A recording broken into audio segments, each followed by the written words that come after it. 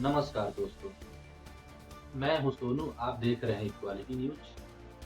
आज की रिपोर्ट सिर्फ पटना, सिर्फ बिहार या सिर्फ शपथ ग्रहण तक सीमित नहीं है। आज की कहानी दिल्ली से चलने वाले रिमोट बिहार की राजनीति के बदलते समीकरण और आने वाले 5 सालों की दिशा को समझने की है।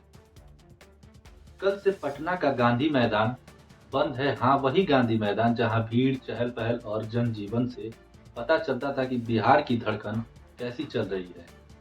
पर आज से 20 तारीख तक गांधी मैदान में सिर्फ तैयारियां होंगी, भव्य मंच, सुरक्षा व्यवस्थाएं और महत्वपूर्ण मेहमानों का स्वागत। प्रधानमंत्री आएंगे, गृह मंत्री आएंगे, कई राज्यों के मुख्यमंत्री आएंगे। लेकिन असली सवाल ये नहीं है कि मेहमान कौन आएगा, सवाल यह है शासन कहां से चलेगा, पटना से या दिल्ली से। बिहार कर्ज में है, राज्य के पास उतनी क्षमता नहीं है कि बड़े चुनावी वादे खुद से पूरे कर सके। और जब पैसे की चाबी दिल्ली के पास हो तो फैसले भी दिल्ली में ही लिए जाते हैं। दिल्ली में एक स्पेशल टीम बैठेगी, नेता भी मौजूद, नौकरशाह भी, जो तय करेगी कि किस योजना में कितना पैसा रिलीज होगा। मतलब जश्न पटना में होगा लेकिन रिमोट दिल्ली में रहेगा। कुछ लोग इसे कठपुतली सरकार कहेंगे, पर यह शब्द शायद ठीक नहीं है। असल बात है फैसले पटना में नहीं, दिल्ली में होंगे। और यह मॉडल बीजेपी की राजनीति के लिए बेहद महत्वपूर्ण है। आने वाले महीनों में नीतियां, योजनाएं और फैसले बताएंगे कि पावर सेंटर कहां है। अब बात बिहार की सबसे बड़ी कहानी की, आरजेडी की गिरावट।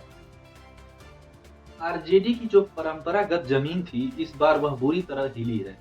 सीमांचल से लेकर पटना तक मुस्लिम मतदाता उलझन में है। अब आगे क्या है, किसका साथ दें? यादव मतदाताओं की स्थिति भी यही है। 5 साल की राजनीति किस राह पर जाएगी, यह अभी साफ नहीं है। अगर आरजेडी को ठीक ठाक सीटें मिल जाती तो विपक्ष के नेता की सुविधाएं, ताकत और संसाधन मिलते, लेकिन हालात अलग हैं। 25 सीटें आई, विपक्ष का पद तो मिल गया, पर असली राजनीतिक जमीन कमजोर हो गई। कांग्रेस की हालत उससे भी कमजोर है, ना मजबूत टीम, ना जमीन, ना संगठित मेहनत। 1990 से लेकर आज तक कांग्रेस अपनी खोई जमीन वापस नहीं ला सकी। तो सवाल ये है, जब कांग्रेस खुद लड़ नहीं पा रही तो उसके वोटर क्यों लौटे?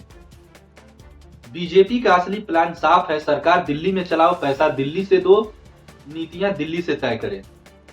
और उस राजनीतिक वैक्यूम को भी भरना है जो आरजेडी और लेफ्ट के कमजोर होने से पैदा हुआ है।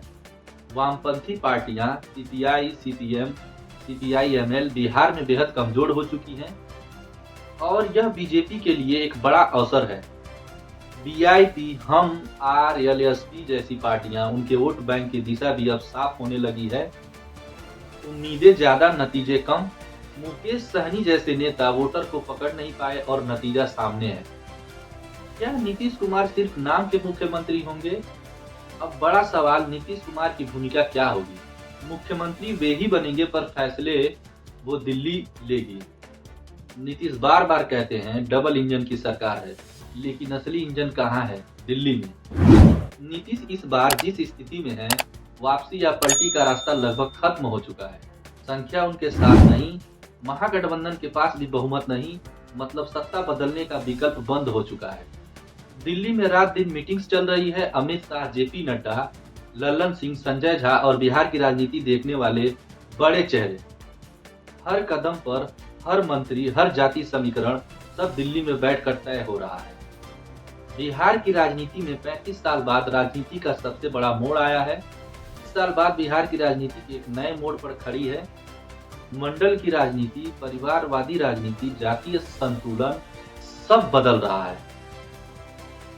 लालू परिवार के भीतर खींचतान, नेतृत्व की अस्पष्टता और विरोधियों की मजबूत रणनीति सब मिलकर यह दौर बना रही है। पर राजनीति में असली ताकत नेता नहीं, सिस्टम है।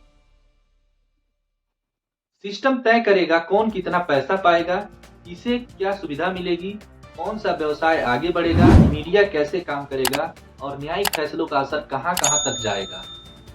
बिहार का जनादेश सिर्फ बिहार का नहीं, यह संदेश है विपक्ष चूक गया और केंद्र मजबूत है। और यह तस्वीर अब देश के कई राज्यों में देखने को मिल सकती है। सवाल यह है कि क्या कोई राजनीतिक शक्ति उभरेगी क्या कोई नया नेतृत्व बनेगा या विपक्ष अपनी खोई जमीन वापस ले पाएगा? यह सब समय बताएगा। यह वीडियो देखने के लिए बहुत बहुत शुक्रिया। मैं हूं सोनू और आप देख रहे थे इक्वालिटी न्यूज। फिर मिलेंगे एक नई रिपोर्ट में नए तथ्यों के साथ और नई समझ के साथ। तब तक के लिए नमस्कार। जय भीम, जय भारत, जय संविधान।